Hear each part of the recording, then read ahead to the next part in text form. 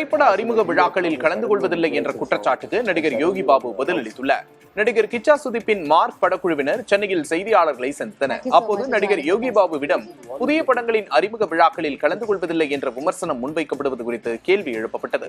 இதற்கு பதிலளித்த யோகி பாபு, ஒரு படத்தில் 4 காட்சிகள் மட்டுமே நடித்திருக்கக்கூடிய பட்சத்தில் தன்னுடைய படத்தை முதன்மைப்படுத்தி பெரிய பேனராக வைத்து விடுகிறார்கள் என்று கூறினார். மேலும் நேரம் கிடைக்கும் போது எல்லா பட விழாக்களிலும் கலந்து கொள்வதாகவும் யோகி பாபு பதிலளித்தார்.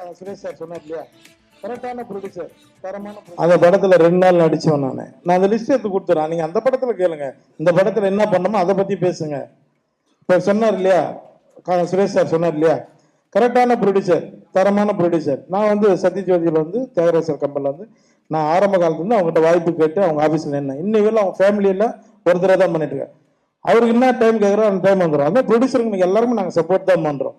நீங்க எடுத்து பாருங்க, அவங்கள கூப்பிட்டாங்க, நம்ம உட்காந்து பேசிடுவோம். அது கரெக்டா இருக்கும். நம்ம 2 பேரை பேசுவோம். உங்க கேள்விக்கு நான் பதில் சொல்றோம். அவங்கள கூப்பிட்டாங்க.